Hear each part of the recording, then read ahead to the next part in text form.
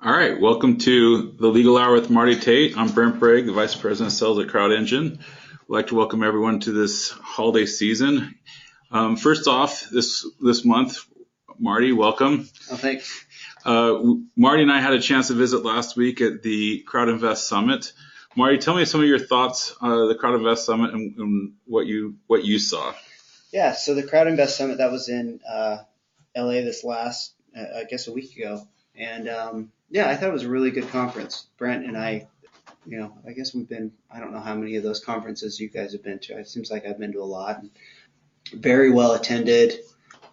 And it was nice to see. There was sort of this entirely new crowd that was, no pun intended, that was being exposed to different ways to raise capital. I thought it was interesting. The first part of the first day focused a lot on, there was almost like a Shark Tank venture capital spin to it, but then you got more into crowdfunding and capital raising through non-traditional means, I guess. And I thought it was good. I met a lot of great people and was really impressed. Yeah, it was by far the largest event this industry has seen or has been put on. And I thought that there's a lot of demand from the event, a lot of demand for a lot of people looking to raise capital, whether that's rewards and even equity. But I also saw equal to that demand was the confusion. Yeah. I know I need to raise capital, but now I don't know how to raise capital. Am I a Reg A plus candidate? Am I a Reg D candidate? Am I a Reg CF candidate? Or even should I do a rewards? So let's talk about that for a second. How does one know or discover or learn what's the best source for someone to figure out what type of capital raise they should do? Yeah, I don't know the best source. I think that's the $1 million question. They can call me. That's a good source. Or you. I think that, or any number of, experts out there. But like we were talking before we started, it's interesting because, crowdfunding is just, it's an evolution of what people are already doing. People are already raising capital. This is just a way to do it from much larger groups. I mean, traditionally, if a company wanted to raise capital, they would either try to do a private offering, friends and family, or go out and try to do a roadshow and try to get investors, or they do a registered offering. But this is just a way to reach a lot more investors potentially through the internet and other sources. And really I think it is confusing because people say, hey, should I do a Reg CF deal? Should I do a Reg A plus? I think they hear all these things. And really the decision is based upon, where are you as a company? Are you a startup? Are you generating revenue? Are you a seasoned company? That's basically what the first question. The second question I think would be, how much money do you need to raise? How much money do you want to raise? And then the third question would be, who do you want to raise that from? Do you have an active customer network or, following? And I guess the other question is, what type of company are you? Are you a consumer-based, consumer product company? I think right next to you at the conference was a company that made custom-made jeans. Yeah, right? Pants, yeah. Yeah, which is really cool. I didn't get in. I don't know if you ended up talking to them, but I was thinking about a company like that. Are they a candidate for crowdfunding? Sure, if they're seeking to raise that type of money, but they would also be a great rewards based, because I think. So let's take that and distill a little. Let's start with Reg D. What does a company have to do to start and complete a Reg D offering? Okay, so Reg D is a safe harbor that was created under Rule 4A2, which is basically an exemption from registration that said any offering that's not a public offering is a private offering. And that created a lot of confusion, and there was a lot of case law around it. So they introduced Rule 506 and Regulation D. And a Reg D offering was simply just a safe harbor for a private offering, which said if you do these certain things. Now, in the Jobs Act, took that one step further and said, we will allow you. The premise of a Reg D offering was that you could not have a general solicitation. Sure. You couldn't. You could not market it to the open public. It was a private offering. Unless you knew the issuer or the broker-dealer representing the issuer, you did not have an opportunity to participate in the offering. Yeah, and you had to, again, it had to be based on relationships. It couldn't advertise it. 506C came out or the Jobs Act introduced 506C, which said, hey, you can, basically took that away and said you can advertise. You can do, it's really the most public of all offerings now because there's no restrictions on what you can do. Yeah, I could put a billboard up. I could advertise online. Yeah. I could have TV commercials, radio commercials. Yeah. Any advertising is up for grabs, whether it's accredited or unaccredited listener or viewer. Yeah. You could approach them saying, I have a deal for you. Yeah, banners, whatever. I mean, from airplanes, it doesn't matter. The limitation, though, is that it is limited to accredited investors, which is kind of at its essence is you have to have $1 million net worth or have made $200,000 or more for the previous 2 years.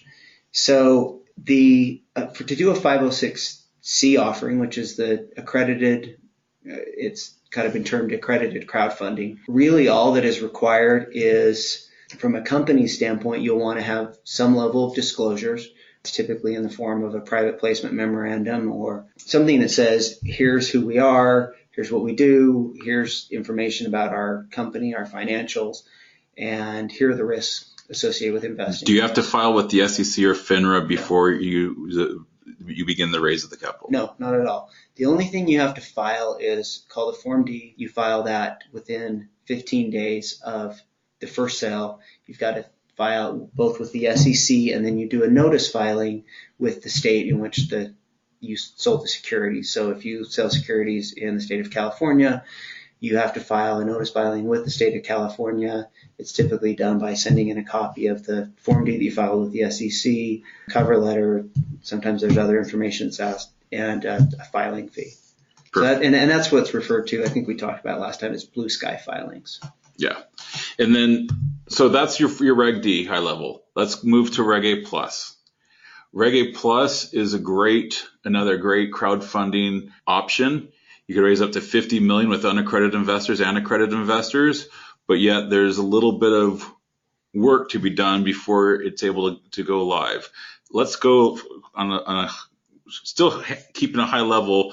What are the general things have to be done in order to prepare for Reg A plus offering to go live? Yeah, so a Reg A plus offering, and other attorneys out there, I won't mention names, but they say, well, it's not crowdfunding because it's not an exemption from registration. It's a registered offering, which means you do have to file with the SEC and be approved with the SEC by the SEC before you can actually make any sales.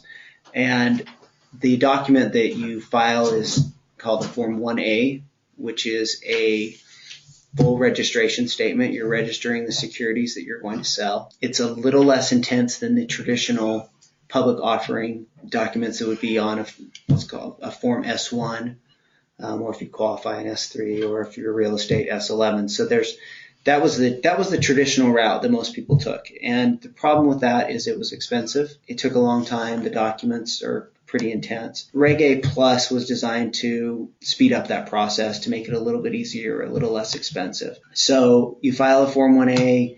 Typically, it might take you, working with your counsel, it might take you a month, 4 to 8 weeks, maybe 4 to 6 weeks to get that ready. You file with the SEC. They will turn around and typically respond within 30 days with their first round of comments. And you can anticipate going through a few sets of comments. I think, plan on 3 to 6 months, if not longer, depending on, where the company is to get that through. And do you interface with FINRA? You do. So you have to file with FINRA at the same time you file the S1. You have to file, it's called a 5150, which is basically a disclosure regarding who's going to help you sell it. So if you're using a broker-dealer, placement agent in that sale, if you're going to use them to help you sell those securities, that 5150 is what you file that discloses that. If you're not, you still have to file it. The FINRA's review is a little bit less because there's not a broker-dealer involved. Sure. And some people will actually file, they don't know if they're going to use a broker-dealer or not. If you decide down the road that you're going to, then you have to amend that 5150 to include that broker-dealer. And could a Reg A Plus take on foreign investment from investors outside the country? Sure. Is there any guidelines that we should be aware of around that? You have to go through all of the, know your customer, AML, anti-money laundering, KYC, KYC, AML. all of those restrictions apply. But again, it's a registered offering, so theoretically the levels of protection are there. But as long as, like I said, as long as you're complying with those aspects, there's no restrictions. Perfect. And so Reg CF, there's two levels. There's the portal requirements for a portal to become certified and approved by FINRA. So let's talk about that, and then we'll touch upon the issuer. Or you could even start with the issuer. What does an issuer need to do a Reg CF deal? And what limitations do they have? If I sign up for a Reg CF deal, there's obviously limits to how much I could raise in certain timeframes. What are those restrictions I just signed up for? Okay, so from an issuer standpoint, Reg CF I think is designed to they're designed to make it as easy as possible for investors to raise capital. But you also have to realize you can solicit this. So this is there's a general solicitation, advertising involved with this. You can have non-accredited investors. So the SEC was kind of stuck in the spot. We want to make it as easy as possible for issuers, but we also have to, their job is to protect investors as well. So, what they can expect is that the form that they file is with, I guess I'll go back to your limitations. The limitations on a Reg CF are you can only raise up to $1 million in a 12-month period. What happens after that 12-month period?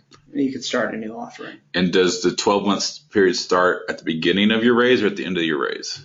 It starts from the time that you filed your Form C. Okay. So. And if I test the waters, can I test the waters with a Reg CF? No. So if I test the waters, just seeing what the market demand is for my company, I have just disqualified myself from the Reg CF option. Yeah, you cannot.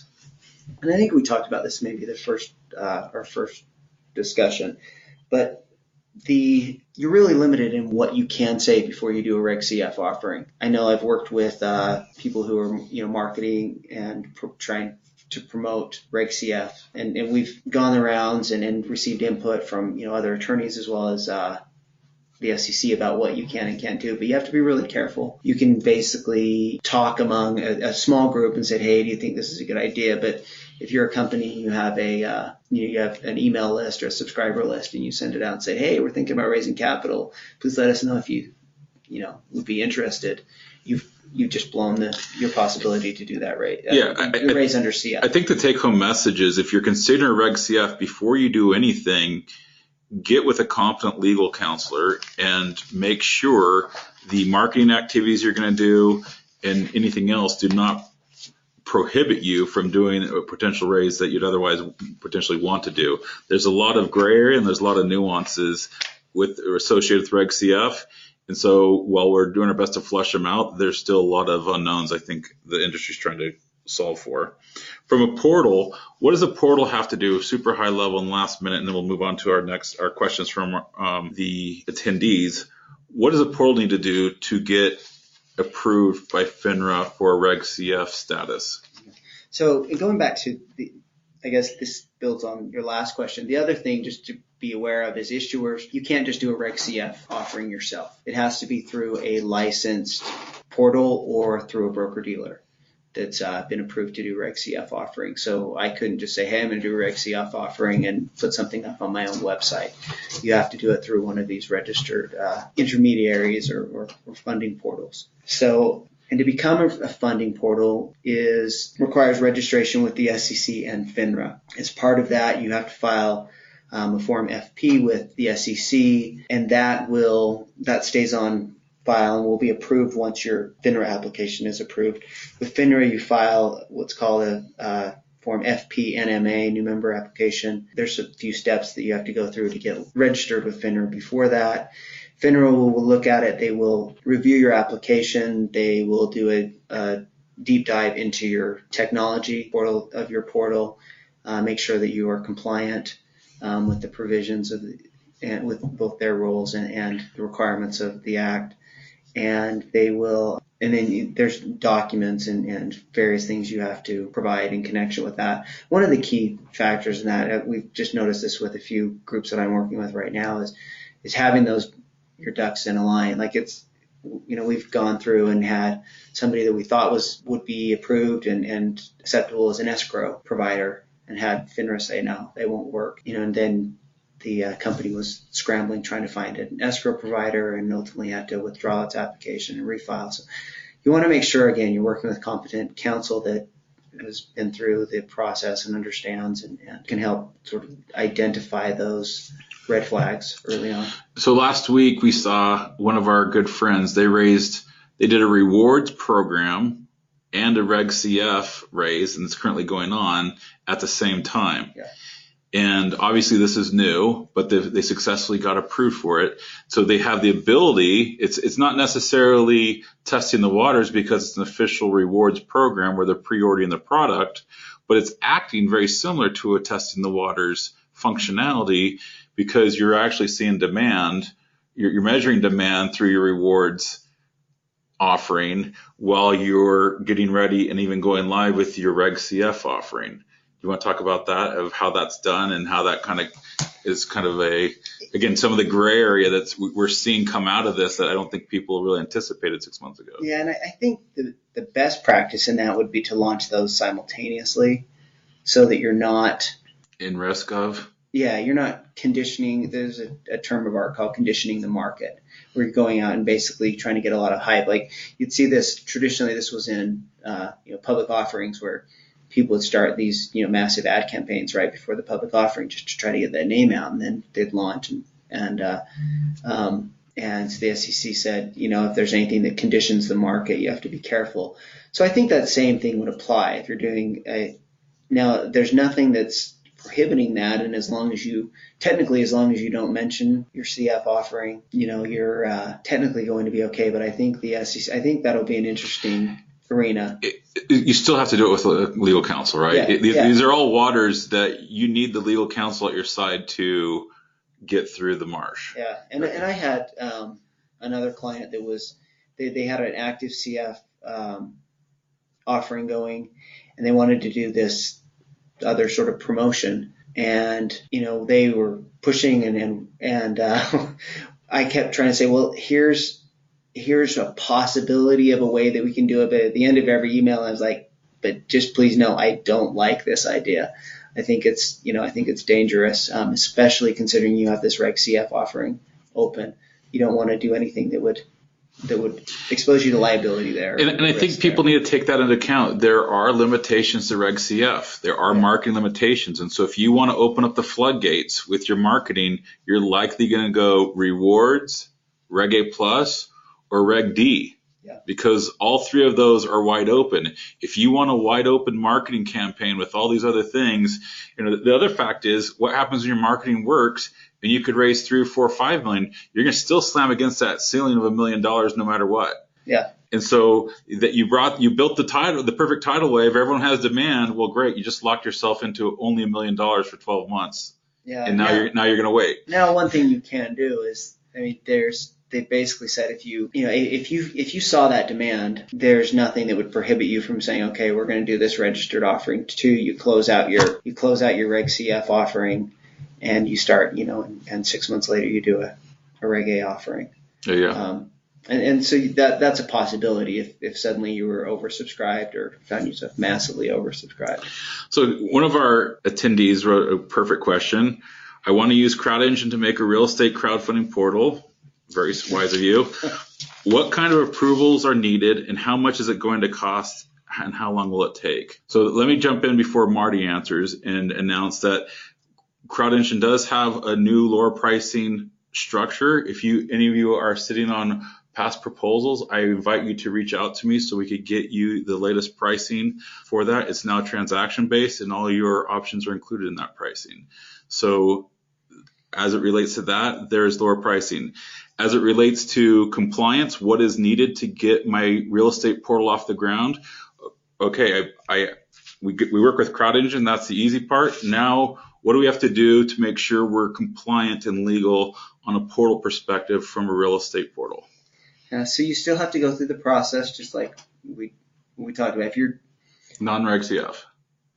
so this It's a real estate, non-reg CF. well, but real estate portals could be CF too. So to be I just know because I'm working with a few. In order to be licensed, so there's not, if you're just going to be doing 506C offerings or Reg A plus offerings, there's not a process that you have to go through with FINRA. You don't have to, or the SEC, you don't have to quote unquote register. But I would be cautious to make sure, again, you're working with competent legal counsel that can advise you on your pricing structure, how you're being compensated, because that will really dictate whether or not you need to involve a broker dealer. I think it's always wise to work with a broker dealer. It's not absolutely necessary, but I do think it's wise. Brent's looking at me funny, but I think that again, I've sat in here and I've had to get the question all the time: Do I need to? The answer is no, depending on your Business model, your model, and it really. And we talked about this, I think, in an earlier discussion about. It really depends on your compensation model. How are you being compensated? If you're receiving commissions, then you absolutely have to work with a broker dealer. sure. Absolutely. If it's some sort of listing fee, then you're in a grayer area. If you're a direct issuer, yeah, you don't need to. Yeah, if you're a direct If you're a issuer, marketing portal, you don't need to. If you're a registered investment advisor, you don't need to. But if you do plan to commission yourself off the raise, by default, that's a broker dealer model that you need to be then associated with a broker dealer. And even as an investment advisor, you would, you'd have to look at how you're being compensated. If you're being compensated by the issuer to go out and sell securities, you would need to be. You need to work with a broker dealer or be a broker dealer. So to summarize, there's not a filing that they have to do for their portal specifically, but based on their business model and how they choose to pay themselves from the issuers and or investors, that might dictate licensing that they may need either by a broker dealer or by an investment advisor or none of the above. Yeah. And so it becomes a bit more of a business model issue of how am I compensating myself through this portal. And based on that business model, I may or may not need licensing. Yeah. But it's not an application I provide FINRA or the SEC that needs to be approved.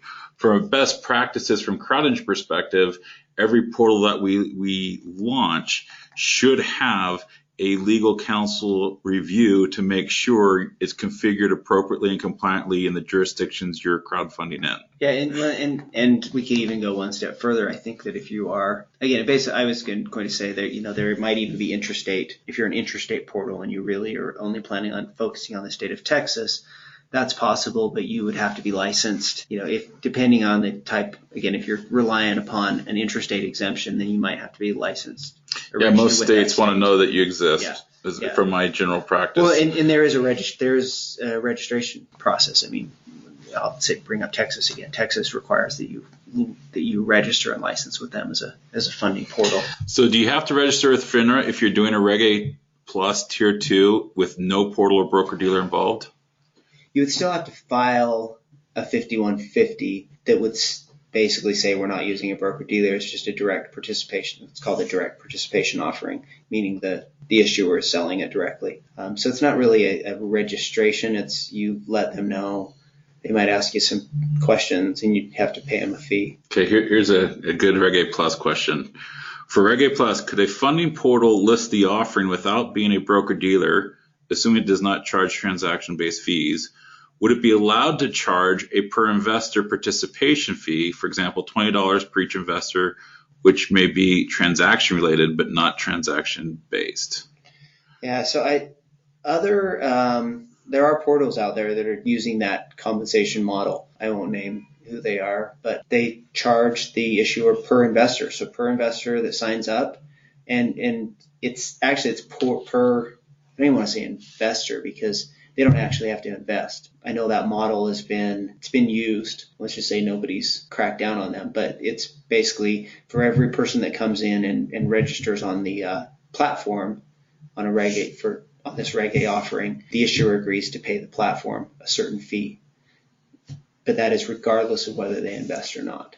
Sure. So you have to kind of do the math and say, okay, of these people that are registering, what is the conversion rate. So if I'm starting a crowdfunding real estate portal to fund my own real estate investments, would I be subjected to less legal requirements because they're my investments or my raises? I guess a direct issuer at that point. Yeah. So if you're a direct issuer, again, it really depends on what type of offering you're doing. If you're doing we've talked about this, Brian, if it's a direct issuer and they use CrowdEngine and they set up a site and they want to do 506C offerings and Reg A plus offerings, you still have to go through the process of with the Reg A plus, you'd have to register that offering. But yeah, you are subject to less requirements because you're not selling on behalf of somebody else. So Correct. You don't have to be a broker dealer. You wouldn't have to be if it was a funding portal, because you're just selling your own deals. And just the counter to that is if you are a funding portal that it's doing Reg CF deals, you can't sell your own deals. So. Correct. Now, if you're in that real estate, I have my own deals. I have maybe 3, 4, 5, 10, whatever the number is. The value is, from a practicality standpoint, you're building your own brand, your own business without directing all your traffic to a third-party business, right? So yeah.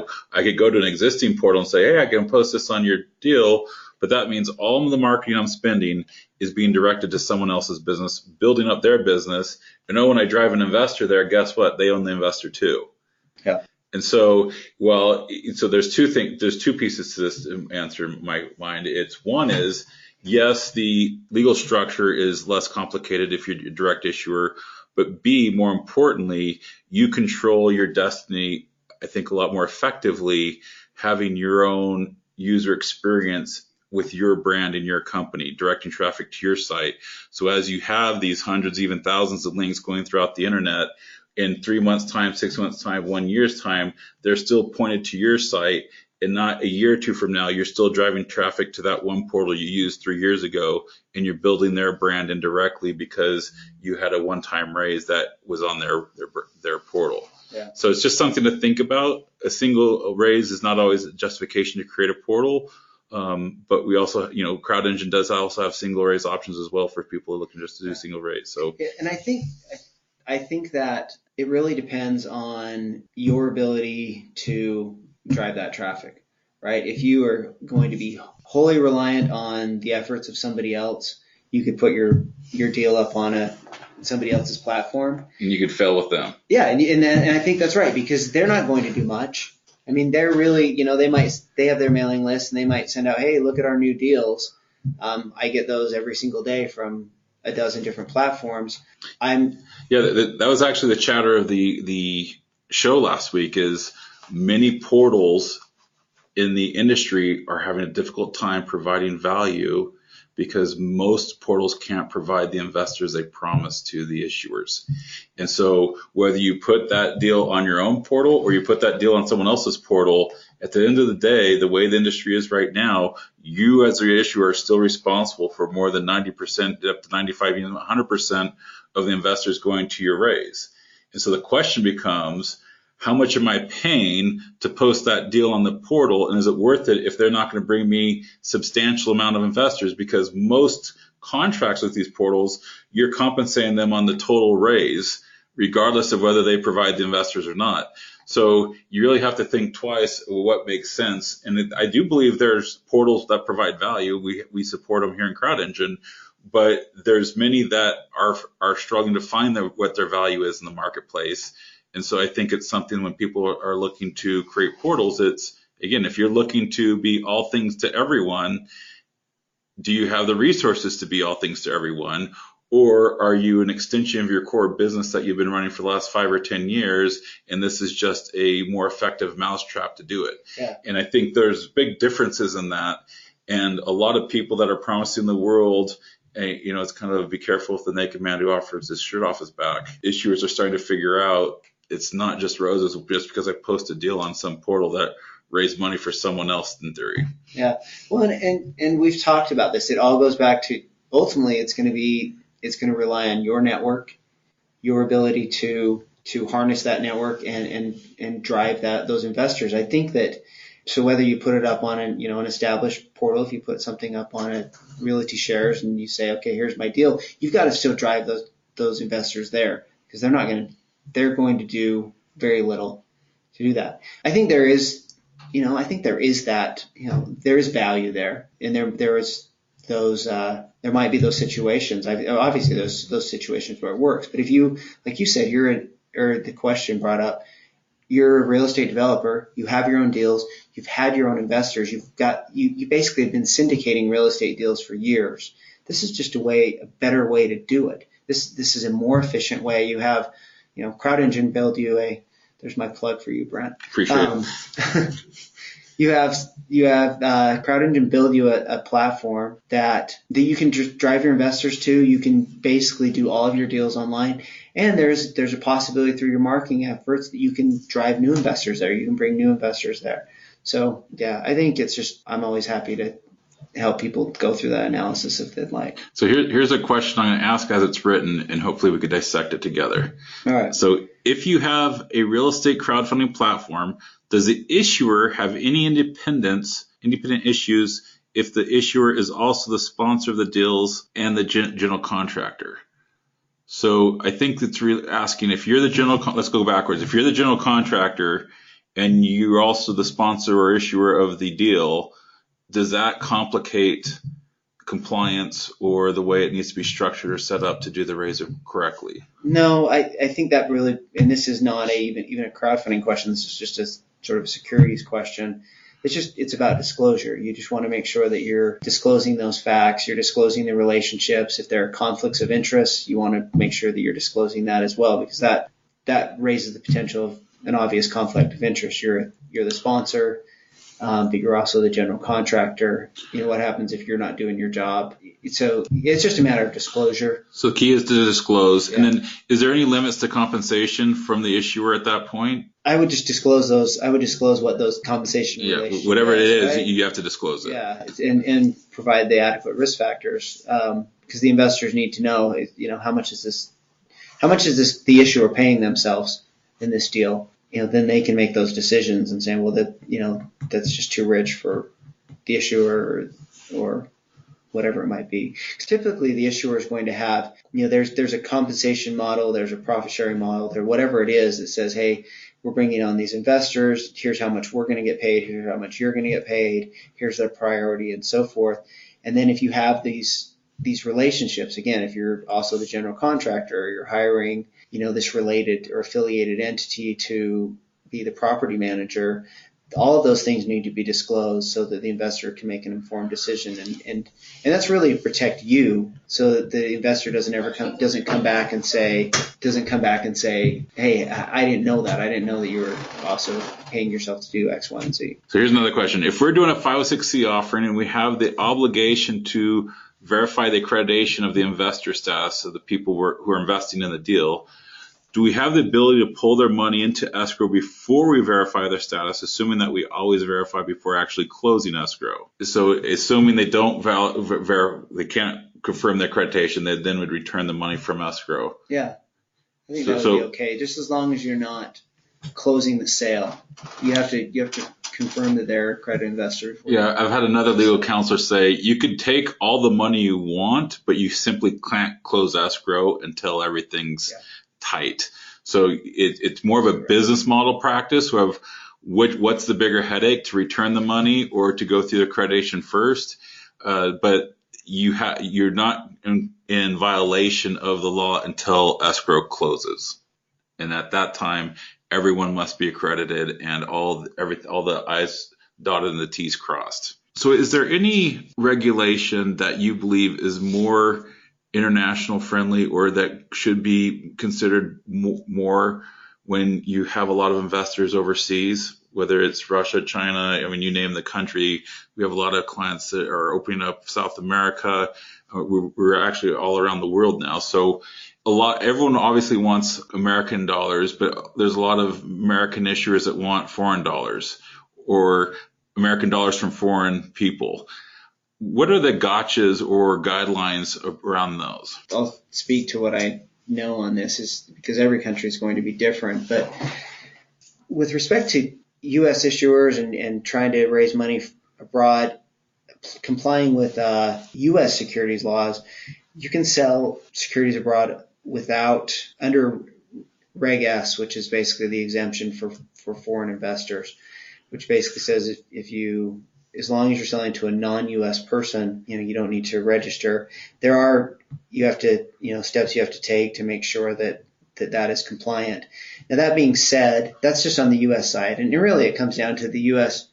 The SEC is there to protect U.S. investors, so they really don't care, where the same protections are not there for foreign investors. That being said, you have to comply with local laws. And if you're selling securities in Brazil or Argentina, you'd have to make sure that you are complying with those laws. So I don't know if you know this, but curiosity, but if you're a foreign crowdfunding portal, right, let's just say out of Brazil, and an American wants to participate, are they subject to the SEC guidelines now because they're taking American dollars? Because I've heard if you take American dollars, you now by default have to play by American rules. Yeah, so they would still have to comply with, anytime you're selling securities within the U.S., you've got to comply with U.S. securities laws. Regardless of whether your home base is.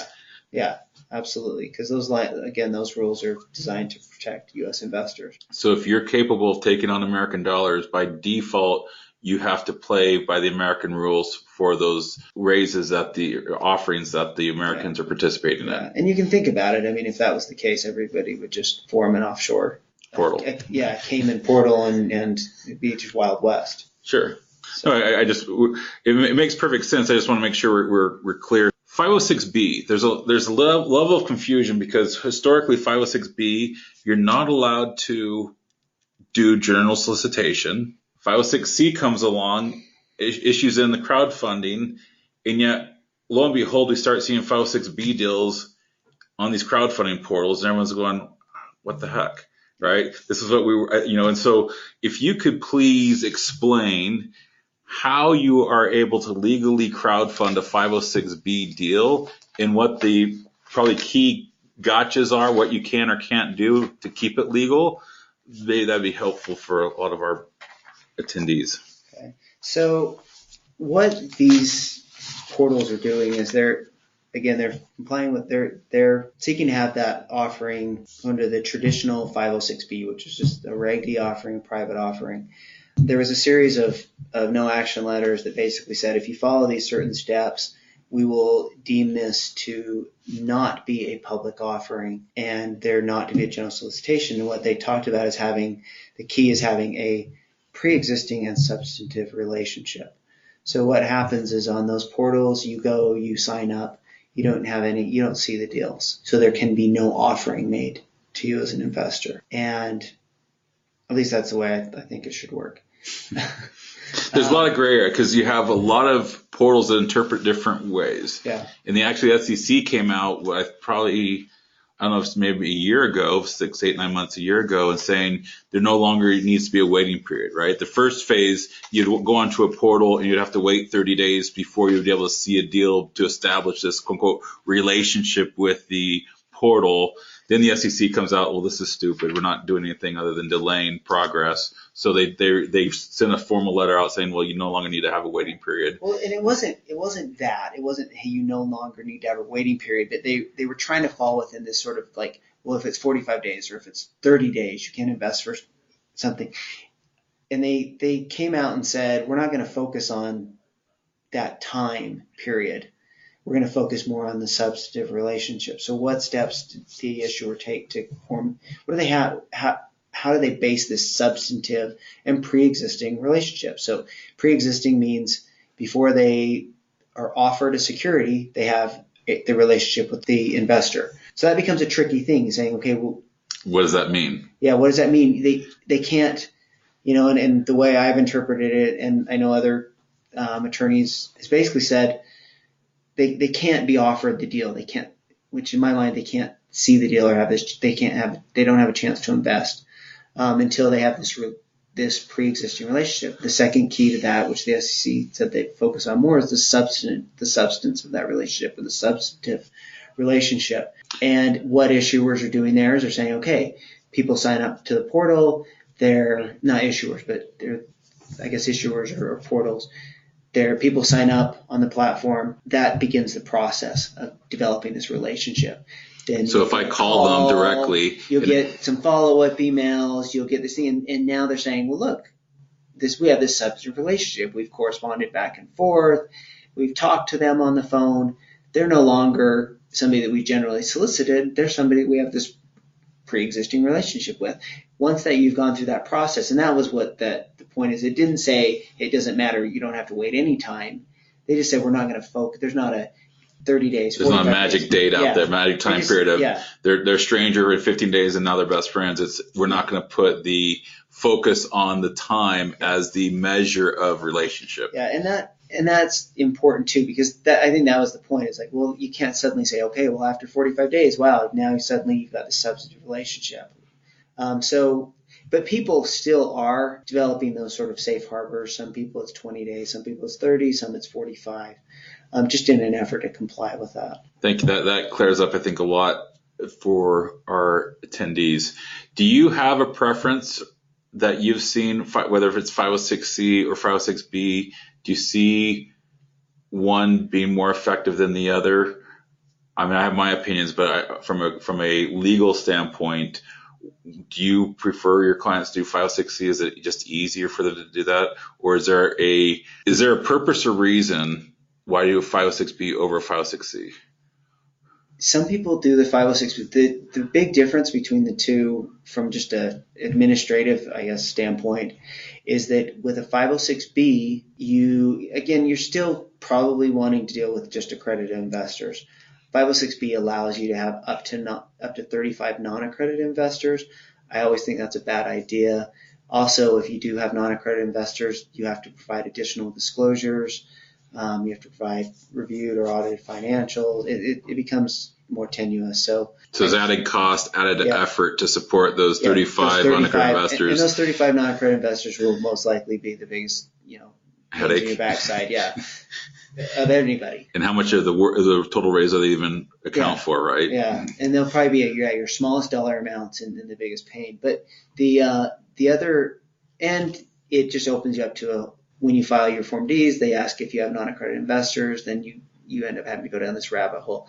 The biggest difference there is with a 506B, an investor can say, yes, I'm accredited. They can check a box, and that's good enough.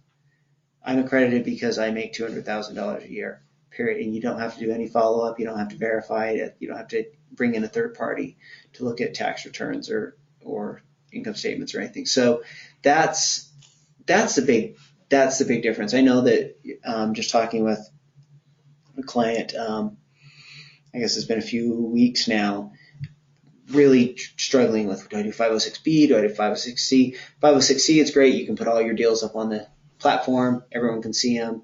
But he kind of liked the idea of keeping everything hidden. Like, no, you can't really see the deal. You can just basically see, hey, look, there's this multifamily investment someplace in Texas, but I don't really know anything about it. He kind of liked that mystery, but and going through the process. But again, it's a process. So either way, you've got to either develop that relationship or you've got to hire somebody to verify they're accredited. Yeah, and I think there's really the purpose isn't to game the system, right? There's really no easy way to get around it. And there's not this giant loophole that, this structure is going to give you this loophole and that structure. It's if you play by the rules as they're designed and written, there's typically larger points that one would address to direct them either to a 506B or a 506C.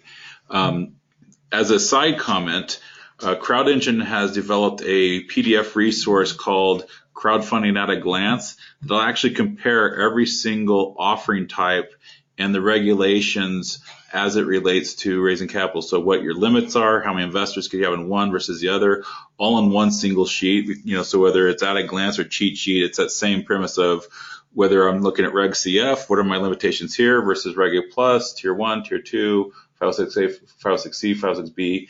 So if any of you attendees would like to see or have that, simply email me, brent@crowdengine.net, and I will send you a PDF copy this afternoon.